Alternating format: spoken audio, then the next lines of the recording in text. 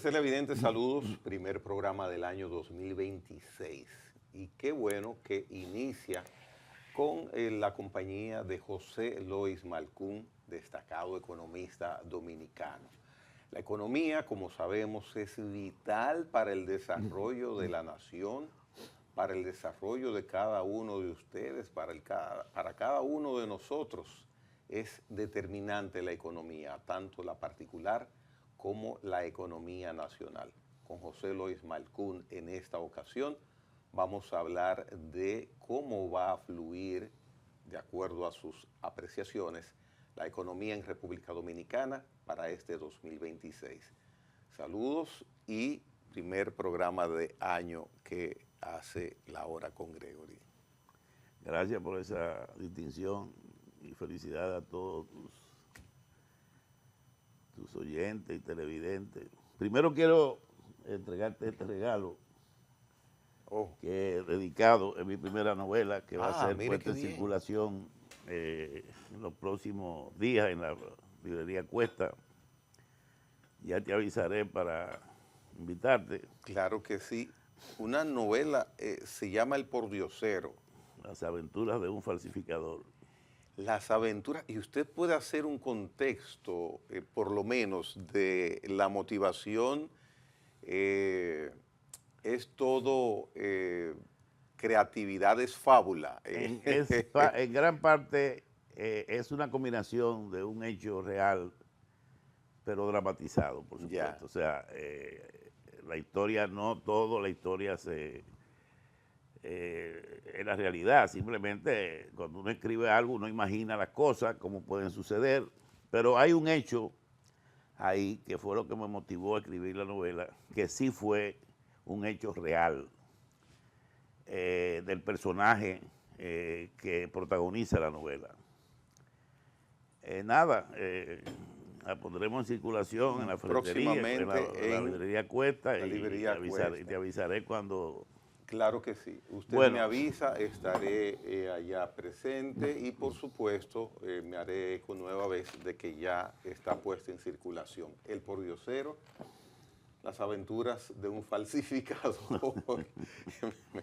Es una lectura agradable. Ya uno empieza a pensar. Para relajarse. Uno empieza a pensar en nombres. Qué cosa, ¿eh? Qué mal pensados.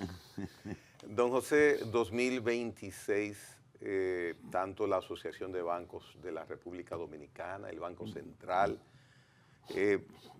prácticamente los economistas que hacen opinión pública tienen la coincidencia en opinar de que va a ser mejor año económicamente para República Dominicana. Me gustaría escuchar su parecer. Bueno, va a ser un mejor año para muchos países, no solamente para nosotros. Simplemente porque hay una perspectiva de baja tasa de interés, que es la llave maestra que abre las puertas de muchas variables económicas, y por eso nosotros entendemos, la mayoría de nosotros entendemos que sí, que debería ser un mejor año, donde el crédito privado va a crecer más que que el año pasado. De hecho, ya la tasa de interés hoy está en 13.70, ha bajado más de 120 puntos desde hace 3 meses atrás, cuando llegó casi a 15, y yo creo que podría seguir bajando. Se espera que la FED haga otra reducción de tasa, porque obviamente Donald Trump va a cambiar al presidente de la FED, a Jeremy Powell, y va a poner a alguien de él, alguien con quien él pueda sentirse cómodo. Y ese nuevo presidente de la FED, aunque es un organismo autónomo, dependiendo del Congreso, seguro va a seguir la línea que le trace. Y la línea va a ser que baje más la tasa de interés. Él la quiere poner entre 3 y 3.25. Esa es la meta del año que viene. Eso quiere decir que nosotros podemos... este año. Este año. Eso quiere decir que el Banco Central podría bajar la tasa a 4.75, por ejemplo. Si la FED baja de 3 a 3.25, hay un gap bien que nos protege, ¿no? Entre 4.50 o 4.75 y 3.25. Con 4.75 la tasa, que hoy está en 5.25, la del Banco Central, la de aquí. La tasa de política monetaria de aquí está en 5.25. Si la bajan a 4.75, obviamente las tasas de interés pueden bajar bajo 12%, menos del 12% o del 13%. ¿Se ha visto anteriormente una tasa por Sí, se ha visto tasas bajas. Recuerda que en pospandemia hubo las tasas bajaron mucho. Además están las facilidades del Banco Central que van a continuar. Pero lo importante es que la tasa activa de la banca múltiple, principalmente la de consumo, que está sobre 20%, bajen a un 18, a un 17. Las hipotecarias bajen a un 11, 11,5, a ver si se venden muchas de las casas que están sin vender y el sector construcción vuelva a retomar el crecimiento, que ese ha sido uno de los factores que contribuyeron a que el año pasado el crecimiento, que va a cerrar en 2.3 más o menos, porque vi que en noviembre crecimos en 3.1%, o sea, eso quiere decir que entre enero y noviembre ya estamos creciendo en 2.1.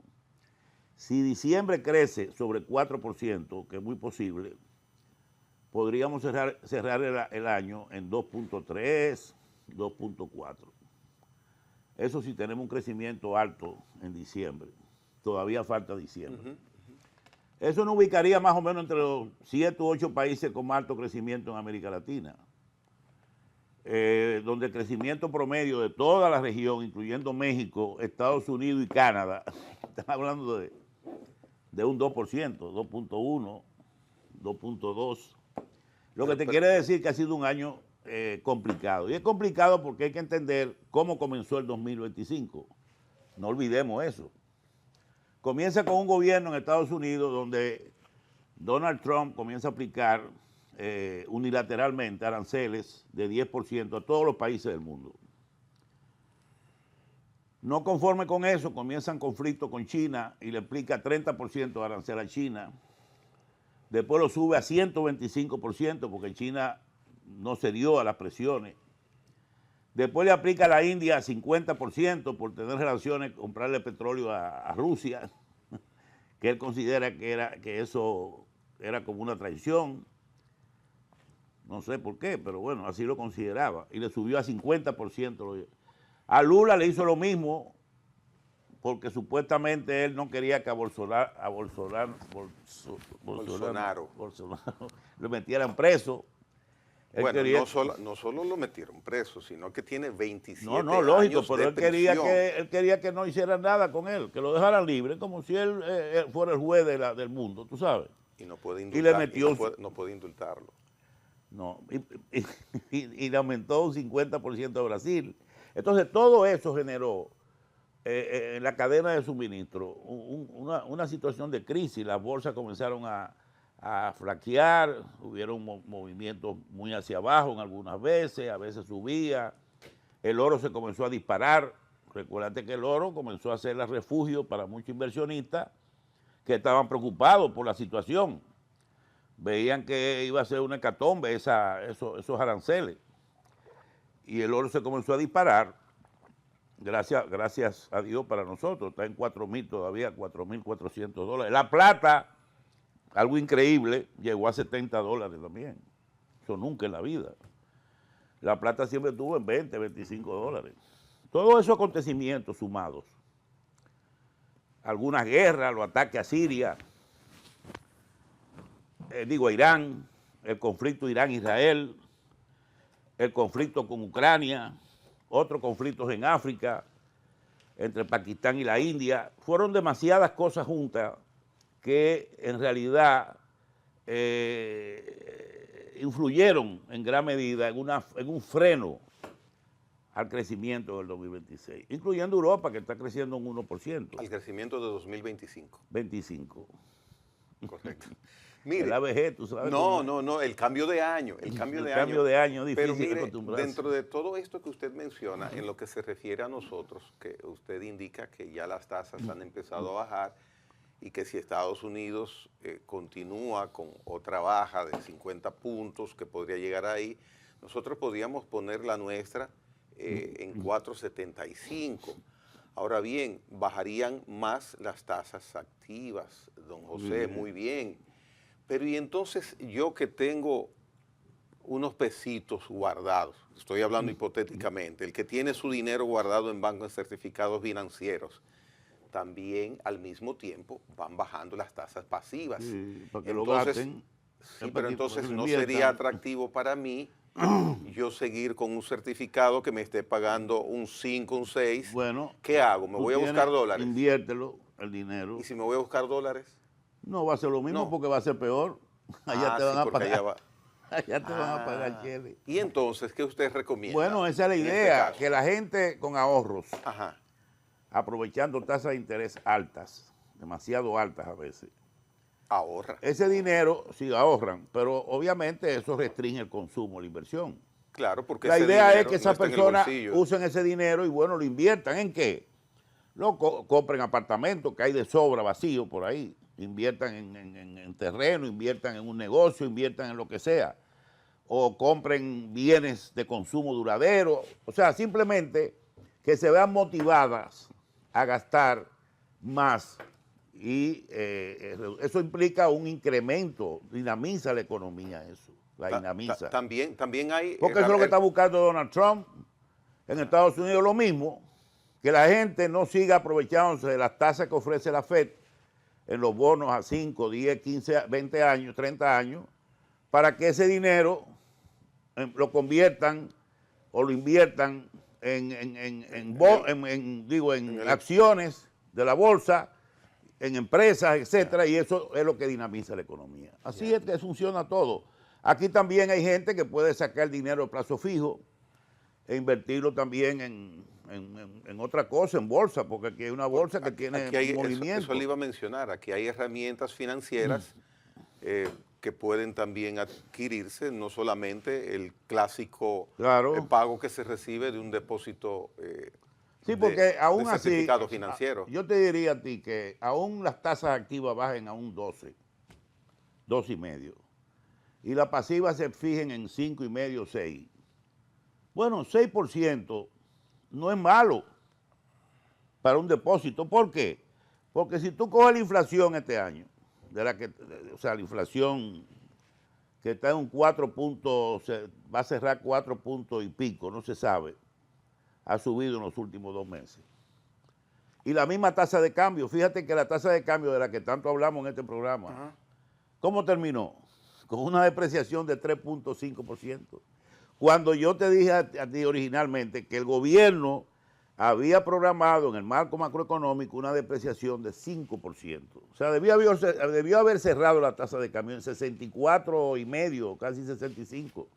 Y está cerrando en 63, 63.30, creo que cerró el 31 de diciembre. ¿Como promedio también? No, cerró ese año, como promedio tuvo menos. Fue menos. Entonces, por eso te digo, en realidad, 6% de interés, por lo menos, puede que no te dé beneficio, pero te mantiene tu capital intacto. Porque tú tienes lo que tú quieres es preservar tu capital. Debajo de un colchón no lo puedes hacer. En un banco con un 6%, por lo menos mantiene, no gana, probablemente no vas a tener así una ganancia neta, o si la tiene va a ser muy pequeña, pero tu capital se mantiene su valor.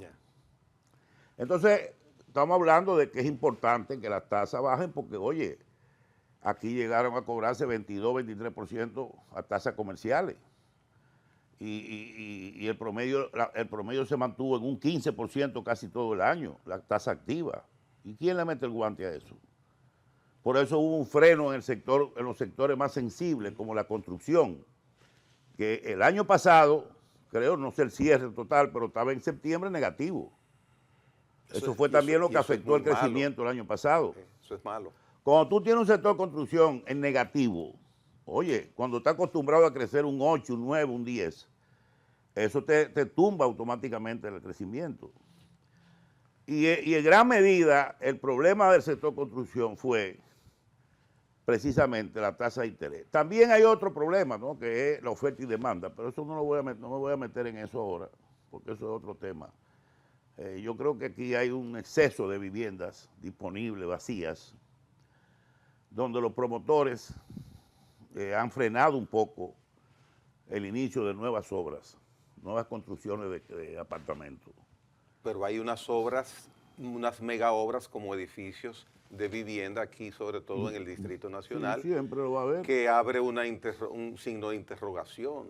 Y no es una contradicción que exista esto y como usted dice, de noche usted cruza por uno de esos edificios y ve que prácticamente no hay luces encendidas, sí, desocupadas. Exacto. ¿Cómo se lee eso? Bueno, No crea suspicacia. hay dos formas, mira, te voy a ser bien claro en Ajá. eso. Hay promotores que antes de iniciar un proyecto venden llaves. ¿Okay?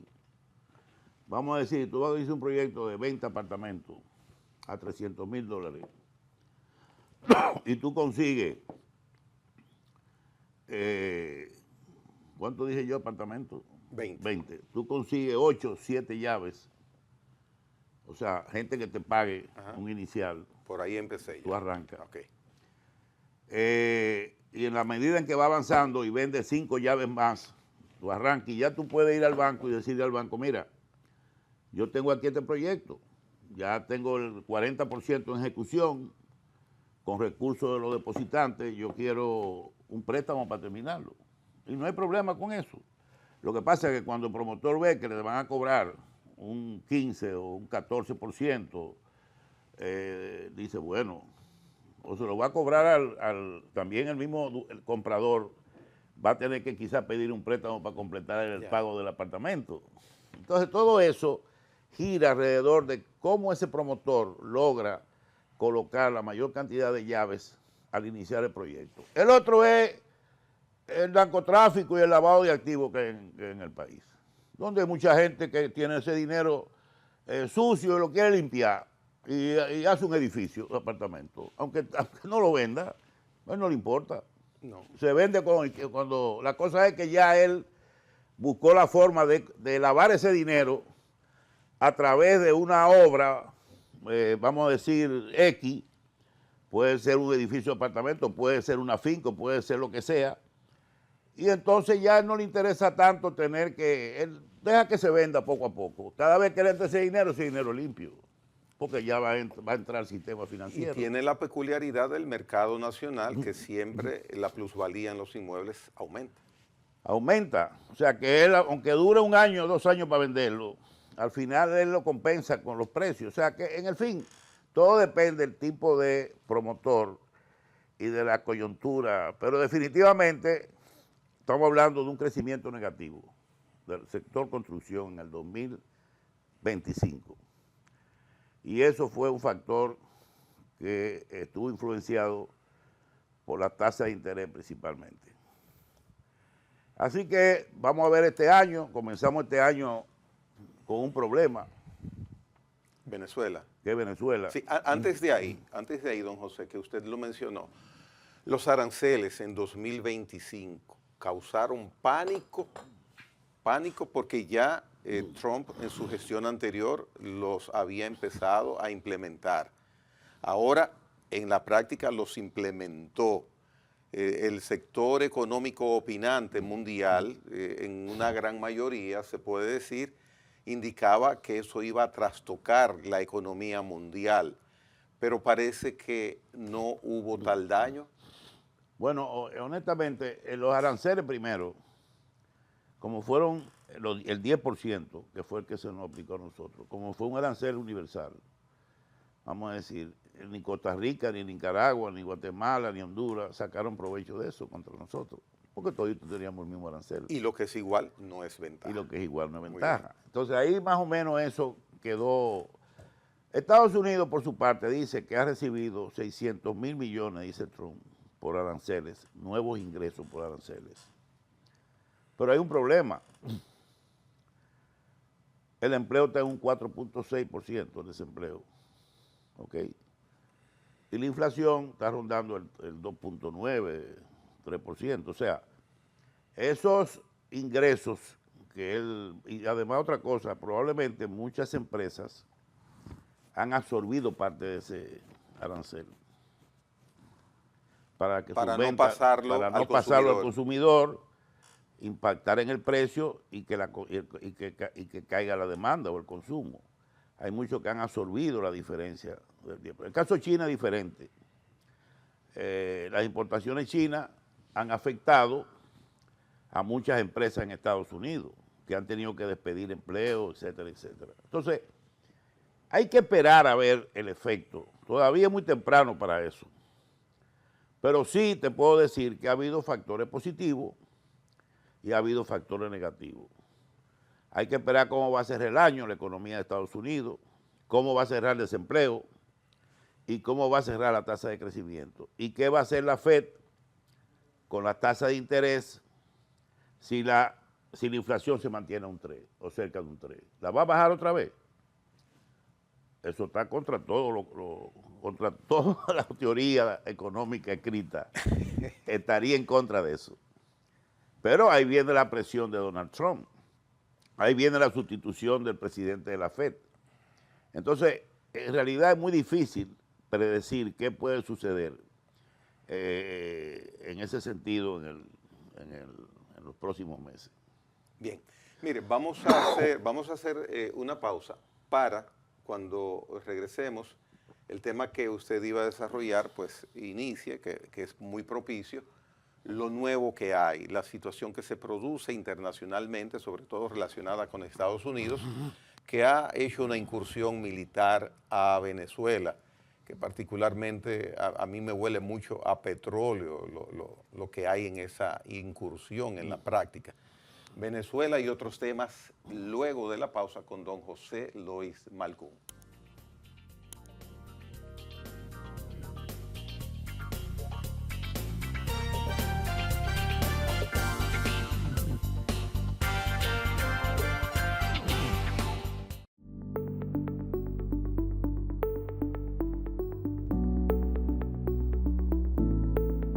¿Busca un vehículo en excelente condición y a buen precio? Lo tenemos para usted. Bien cuidados, revisados y listos para usar. Comprar uno de nuestros vehículos es comprar tranquilidad. Llámenos y con gusto le atenderemos.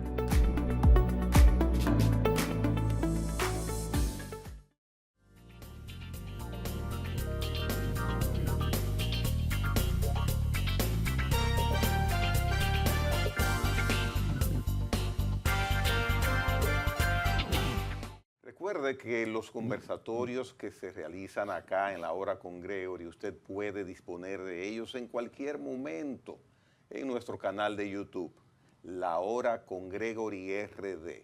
La Hora con Gregory RD es nuestro canal de YouTube. Ubíquelo, abra su laptop, abra su teléfono, su dispositivo móvil, busque La Hora con Gregory RD, la campana, la campanita, y se suscribe.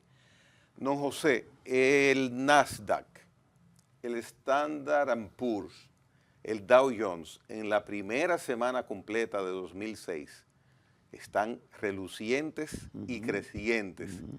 Evidentemente, lo de Venezuela no está afectando para nada estos mercados y estas herramientas de inversión internacional de producción, y eso luce ser buen indicio. Sí, bueno,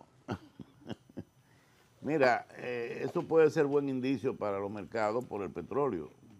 Por ejemplo, las empresas petroleras americanas deben estar preparándose para comenzar a intervenir en los campos petroleros, renovar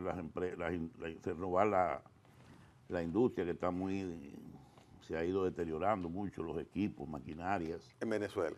Sí, sí. Dice Donald Trump en su conferencia de prensa de Mar-a-Lago, el día 3, que están podridos esos equipos. Sí, sí, eso está muy deteriorado. Y ellos quieren y esos son empresas americanas que se van a beneficiar, sus acciones se van a disparar. Son grandes empresas que están en el Dow Jones, no en el S&P 500, sino en el Dow, entre las 30 empresas más grandes de Estados Unidos. Pero eso fue una payasada lo de Venezuela. ¿Sí? Una pura payasada. ¿En qué sentido? Bueno, en el sentido simplemente de que, ok, sacamos a Maduro, lo cual a mí me alegra mucho porque yo quería que Maduro desapareciera del mapa. Sí. Pero yo hubiera querido que hubiera sido un proceso interno, un movimiento popular apoyado por un sector militar que echara no a Maduro, a la camarilla chavista, que incluye no solamente la estructura política, sino militar. Pero ¿qué hace Donald Trump? Para él demostrar, ¿no?, la fuerza, el poder de Estados Unidos y vengarse de algunas declaraciones que hizo Maduro sobre él, que le dije, ven a buscarme, ven, payaso, ven a buscarme aquí. Él interviene militarmente a Venezuela, Caracas, entra con una serie de helicópteros y aviones, saca a Maduro y a su esposo y se lo lleva a Estados Unidos. ¿Y qué hace? Le dice a la vicepresidenta, mira, quédate ahí, toma el poder y tú haz lo que yo te voy a decir después lo que tú vas a hacer. ¿Y qué hicieron? Ah, tú me sacaste a Chávez y a su mujer para jugarlo allá por narcotráfico y dejaste a los verdaderos traficantes de droga en Venezuela gobernando. O coño, ¿quiénes son los que trafican droga? Es la cúpula militar. Diosdado Cabello está ahí todavía, que es el poder detrás del trono. Toda la maquinaria chavista está en el poder y se va a quedar en el poder. Entonces, insulta a Corina Machado y le dice que ella no tiene liderazgo, ni tiene, como quien dice, tú estás fuera del país, tú no estás en este juego. Hay un presidente en España que está electo, Edmundo Rodríguez. Lo correcto hubiera sido que el presidente Trump restableciera la democracia en Venezuela, que retornara Edmundo Rodríguez al poder, que fue el ganador de las elecciones, y Corina, con el apoyo de Corina, se hubiera logrado retornar la democracia, que la democracia y la libertad volvieran a Venezuela. Pero todo lo que se ha hecho es una mierda, pura mierda, te lo digo sinceramente. Y yo quiero saber si el presidente Trump pretende gobernar Venezuela desde Washington. Si él cree que va a controlar a esos militares que van a seguir haciendo lo mismo. La misma droga va a seguir entrando en Estados Unidos. La misma cantidad y se van a seguir vendiendo en las calles, en las escuelas, en las universidades. Eso no va a cambiar nada. La única diferencia es que no está Trump, no está Maduro ni la esposa. ¿Y qué? Está la segunda, o esa vicepresidenta no es parte de toda esa maquinaria. Ella viene desde atrás con el chavismo, o sea que, señores, es ridículo. Lo que estamos viendo aquí es que hay una crisis en cierne que podría complicarse, porque te voy a decir una cosa. Yo estoy seguro que los chinos están haciendo ya en una mesa de trabajo planes para ver cómo que ellos van a hacer para tomar Taiwán. Y yo quiero saber lo que va a hacer Estados Unidos. Va a atacar a China con armas nucleares. Va a hacer una guerra con China en Taiwán. Cuando China tiene toda su fuerza ahí y Estados Unidos está a 6.000, 7.000 kilómetros de Taiwán. Oye, tú le estás dando... ¿Y qué va a hacer Putin ahora? Puede invadir Polonia porque está amenazando con atacar Polonia. Porque Polonia ha instalado unas bases de misiles para la defensa. O sea, no para atacar, no son misiles para atacar, sino son misiles para defenderse, que son para, vamos a decir, si le lanzan algún misil, ellos con esas armas pueden neutralizarlo. Y ya está atacando, que va a atacar a Polonia. Bueno, que ataque a Polonia. ¿Qué va a hacer Estados Unidos o la OTAN? Si tú interveniste un país a un aliado de nosotros, porque Maduro es un aliado de Putin y de Xi Jinping. Entonces tú me le estás abriendo la puerta, o le estás abriendo la puerta a las otras dos potencias para que ellas tomen sus decisiones sobre cómo repartirse el pastel, porque no se van a quedar así. Y el mundo está asombrado viendo que Venezuela, después de ese show, sigue dominada por el chavismo, porque si se hubiera restablecido la democracia y hubiera habido un cambio real, yo creo que los países de América Latina, bueno, aunque fuera una intervención o lo que sea, estuvieran un poco más satisfechos. Pero viendo lo que está pasando. En la rueda de prensa que hace Donald Trump en Mar-a-Lago el día 3 de enero, en ningún momento escuché la palabra democracia, derechos humanos. Él no le interesa en eso, que él no está en eso. Él lo que hizo fue lograr un objetivo político que era sacar a Chávez, demostrar su poder y su fuerza a Maduro, demostrar que tiene poder para poder sacar quien sea de donde sea. Amenazó a Colombia, amenazó a México, a Groenlandia, está loco para meter a Groenlandia, que en cualquier momento van a llegar marín y barcos y vainas para tomar la isla.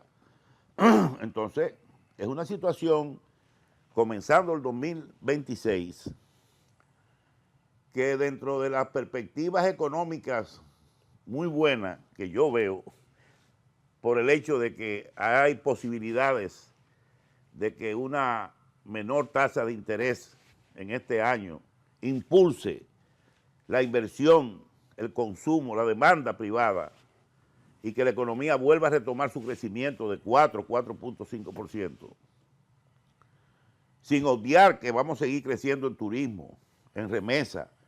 La inversión extranjera casi va a llegar a $4.800 este año. El turismo, 13.000 millones, 12.000 y pico millones, las remesas, 13.000 millones. Las exportaciones van a crecer un 10%, algo realmente increíble. Es un incremento significativo de un año a otro. Estamos hablando de casi 14.000 millones en exportaciones. Entonces, estamos hablando de un año que solo falta que ahora, este año, dar ese empujón para que el sector privado mueva de nuevo la maquinaria, se mueva, porque es el que mueve la economía, no es el gobierno. La inversión pública es importante, pero no es fundamental. Muchos critican de que el gobierno invierte poco, que la proporción del PIB es un 14%, digo, con respecto al gasto total, o que apenas es un 3% del PIB, qué sé yo. Pero el gobierno es un facilitador y un garante de que la gente más pobre reciba algún tipo de ayuda, ya sea a través de ayuda directa, viviendas económicas, luz, agua, servicios públicos, calles en los barrios. Entonces, pero quien mueve la economía es el sector privado. Si no podemos lograr que esa maquinaria comience a acelerarse, no podemos crecer, como hicimos el año pasado, que crecimos a un 5%, el año antepasado, el 2024, crecimos a un 5%, pero el crédito, si tú revisas la cifra del crédito privado, bajó. Era un 13%. Y este año bajó. Un 8%. Ahí tú te das cuenta de la diferencia. Mire, el gobierno, hablando del gobierno, necesita recursos. Evidentemente necesita recursos. ¿Qué hará, a su modo de ver, si tiene alguna información o alguna sugerencia, que el gobierno, la gestión gubernamental pueda hacer diferente a lo que hizo en 2024? Porque si se mantiene con el mismo esquema del año que acaba de finalizar, va a suceder lo mismo. Mira, si está hablando de reforma fiscal, no creo que va a haber reforma fiscal este año, no va a haber. No creo porque, primero, porque el presidente tiene primero que ver cómo va a evolucionar la economía. Estamos terminando un año con un crecimiento de apenas quizás 2.3, 2.4%. Entonces tú tienes que primero ver si la economía va a volver a recuperarse, aunque sea dentro de un mes, 2 meses o 3 meses, pero no creo que va a haber reforma fiscal. O sea, que tú te vas a tener que manejar con lo que tienes, con lo que recaudes. Esas recaudaciones, obviamente, este año crecieron, tanto aduana como la DGI. La DGI creció casi 990 y pico de mil millones, recaudó casi 1 billón de pesos. Las dos y aduana, no recuerdo, 300 millones. O sea que, en realidad, lo que hay que luchar, primero, por reducir la evasión, que según la DGI la redujo este año no sé, 4 o 5 puntos, de 38 a 34. O sea, la DGI se está haciendo un buen trabajo. Y yo creo que si siguen así, usando medios tecnológicos más avanzados, porque también la tecnología está jugando su papel aquí para reducir la evasión, yo creo que eso puede ayudar a que el gobierno reciba más recursos. Es una forma indirecta de hacer una reforma fiscal, claro. reduciendo la evasión. Entonces todo eso, igualmente con el ITEVI, con impuestos sobre la renta, en fin, tiene que manejarse con eso eficientemente, reducir al mínimo la corrupción en todo lo que tiene que ver con compras de bienes y servicios y contrataciones, que en eso yo estoy seguro que se está haciendo un buen trabajo. Las contrataciones públicas se están haciendo de forma transparente y cuando hay cualquier duda sobre eso, inmediatamente gritan las otras empresas, y en cuanto a compra de bienes y servicios lo mismo. O sea que ahora mismo hay una vigilancia estrecha de la sociedad civil sobre cada cosa que se compre, cada cosa que se construye. Y eso es positivo porque aquí en años 10 o 11 años atrás, la corrupción llegó a representar alrededor de 30 y 40 mil millones al año en sobornos, en compras y bienes, en sobornos, en obras públicas que se pagaban. Entonces es un ahorro que está teniendo el gobierno en este momento. ¿Que van a haber casos de corrupción en algunas instituciones? Sí, como la hubo recientemente en Senasa. Lo va a haber, porque la hay en el mundo entero. Así como pasó con el caso de la discoteca, el incidente de la discoteca Jet Set, que lamentablemente hubieron 200 y pico de personas fallecidas. Hay una discoteca en Suiza, en una ciudad de los Alpes, que no podemos ir tú y yo, porque no nos dejan entrar. Ahí han muerto ya 46 personas en un incendio, no se sabe cómo pasó, y cientos de heridos. No se sabe de esos heridos cuántos van a morir. Eso pasó en Suiza, en una discoteca.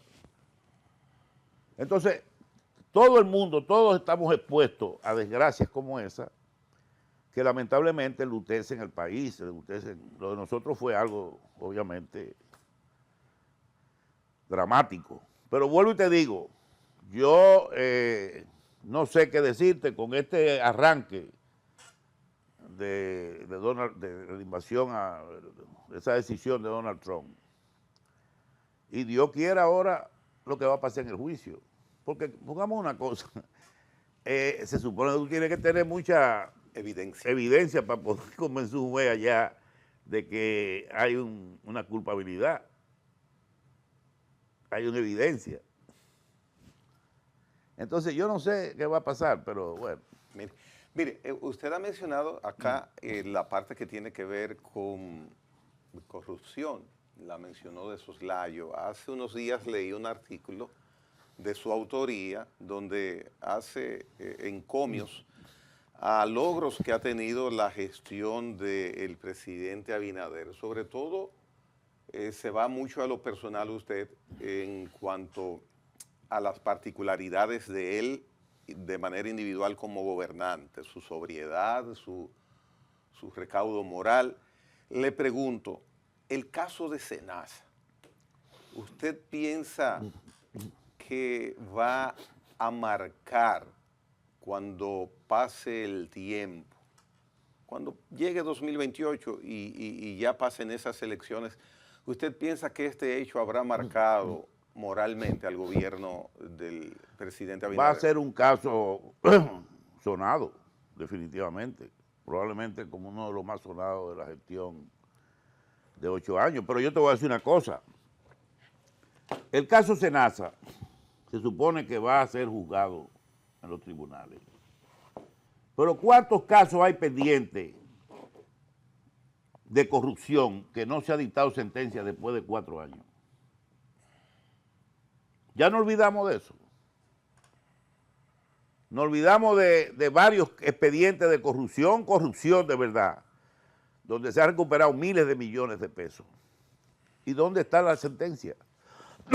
Es que hay una modalidad ahora con el acuerdo de privilegio que hay para que las personas devuelvan el dinero que Eso han pasa en toda parte obtenido. del mundo, Gregorio. Pero no hay, aquí no hay sanción penal, solamente la pecuniaria. Sí, pero en otras partes del mundo está la sanción penal. bueno, en otra parte del mundo hay la sanción penal y también hay la libertad condicional. Pero Inclusive tú vas a un registro de personas, te cambian el nombre, te cambian todo y te esconden. Si tú eres un declarante de una figura de la mafia o que puede correr peligro tu vida. Eso no es nada. Yo lo que te estoy diciendo es que hay acusados ahí, al margen de que muchos de los acusados se hayan convertido en testigos, porque llegaron a una negociación con la fiscalía, hay todavía los personajes más importantes están ahí en el expediente. Hay que llegar a una solución a eso, hay que dictar sentencia. O vamos a decir que nada más ahora mismo el único caso de corrupción que se va a llevar a la justicia es Senasa, que acaba de entrar ahora a los tribunales. Y los que están ahí hace 4 años, ¿qué vamos a hacer con ellos? Y los que están archivados, pendientes, que hay uno muy grande ahí de un metro y de una gran edificación que se hizo, que le llaman el Metrico, que lo tienen ahí guardado. Eso se quedó guardado. Bueno, ya, aparentemente. es lo que te digo, y hay muchos guardados, y otros que la justicia decidió no castigar, sabiendo que esas personas se robaron miles de millones de pesos. Pero no tan tranquilos. Pero no debe ser tampoco consuelo ni justificación que porque no se hizo allí, no se haga hoy. No, hay que hacerlo, yo digo, siempre. hay que hacerlo de manera que si tú te estás metiendo un caso nuevo ahora, que es Senasa, vamos a definir lo que tienen ahí 4 años ya, dando vuelta y vuelta y vuelta y vuelta. Como el tema de las monjitas. Para que tengamos credibilidad, para que el pueblo crea en la justicia. Le demos credibilidad a la justicia. Yo creo que el Senasa, la gente primero se va a recuperar mucho dinero del Senasa. Ya se está en eso. Y también creo que van a castigar a las personas responsables. No tengo duda de eso. Como si hubiera sido en otro gobierno. No va a haber diferencia. No la va a haber. Y eso hace la diferencia también. Porque en años atrás o décadas atrás, hoy el caso de Senasa no hubiera pasado lo que pasó. Se hubiera encubierto como se encubrieron muchos casos de corrupción, como el caso del asfalto, que fue evidenciado por una periodista reconocida, la vagamundería y el robo que se cometió con la importación de asfalto, y no pasó nada. ¿Qué dijo el presidente Medina? En ese caso ¿Qué dijo el presidente Medina cuando le preguntaron? ¿Corrupción? ¿De qué corrupción tú me hablas? En mi gobierno no hay corrupción. Demuéstrame que hay corrupción. Esa fue la respuesta que él dio cuando le preguntaron. Yo recuerdo lo que apareció escrito de ese caso, lucía que había mucha evidencia de irregularidad, sin embargo se esfumó. Se esfumó. Como si hubiera fumado el caso Senasa, se hubiera pasado en aquel entonces. Mire, paso a temas económicos nueva vez. Hay 2 aspectos, hay 2 temas que se llevan mucho dinero y que pudiera uno decir, bueno, pero hay que buscar la manera de corregir eso. Uno es, y usted también se ha referido a ello en distintas ocasiones, el tema de la asignación frisada del subsidio para los combustibles, que evidentemente no tendría razón de ser por la misma justificación y motivación con la cual se estableció esa protección a los consumidores de combustibles. Y el otro tema es el despilfarro año por año que se lleva el sector eléctrico por ineficiente. ¿Qué se puede yo del hacer sector por eléctrico eso? ya no voy a hablar más, porque ya yo tengo 4 años en eso, diciendo lo mismo. Reiterativo y nada ha sucedido. Entonces, Nada ha sucedido. ahora gasolina, mira, esta semana, tengo entendido que la semana pasada, la asignación o el subsidio para los combustibles fue de 50 y pico de millones de pesos. ¿Por qué? Primero porque el petróleo está a 56, 57 dólares el barril. Estuvo la semana pasada. $8 por debajo del parámetro que establecía la decisión de frizar los precios. La tasa de cambio bajó y terminó en 63 y pico. Ahora, tú me dices, ¿para qué el gobierno vota 53 millones de pesos en una semana?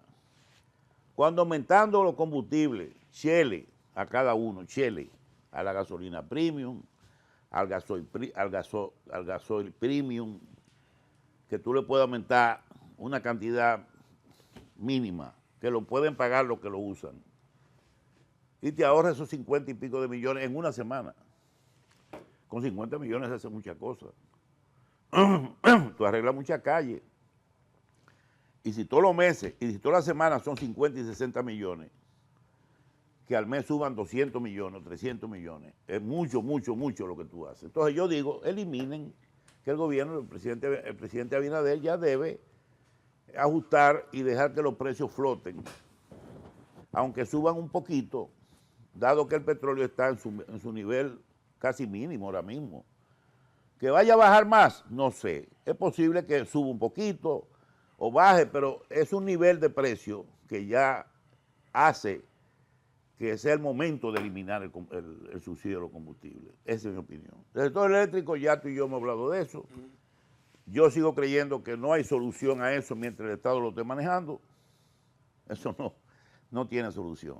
Hay que seguir subsidiando hasta que Dios quiera. Mire, ya que quedan unos escasos minutos de conversación, el tema del crecimiento económico para 2026, el porcentaje que usted piensa sucederá, así como también el porcentaje de inflación para 2026. Bueno, el crecimiento puede que esté entre 3,5% y 4%. Eso sería un buen crecimiento este año. Y la inflación va a estar cerca del rango meta, 4, cerca de 4, un poquito arriba, un poquito abajo. La inflación subió en los últimos 2 meses, sobre 4, porque muchos víveres y productos agrícolas subieron de precio por el paso del huracán Melissa. Eso es obvio que se iba a producir eso, o sea, hubo una escasez en el suministro de esos bienes y los precios subieron.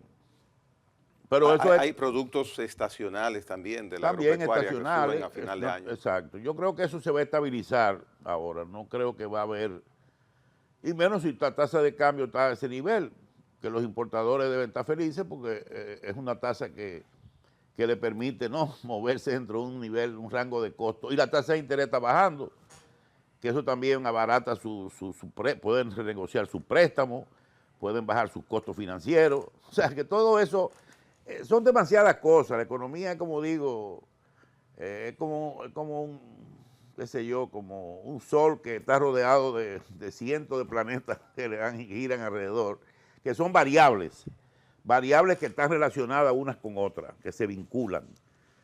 Tú no puedes coger una variable y decir, mira, vamos a analizar la variable sin ver que hay relación con 4 o 5 variables más. ¿Tú entiendes? La construcción que yo te mencioné, sí, la tasa de interés influye. Pero hay otras variables que influyen. Como te dije, oferta y demanda, incertidumbre, expectativas. Muchos promotores dicen, espérate, yo no voy a arrancar ahora mi proyecto, voy a esperar que las tasas bajen. Todo eso giran alrededor y también factores externos que influyen.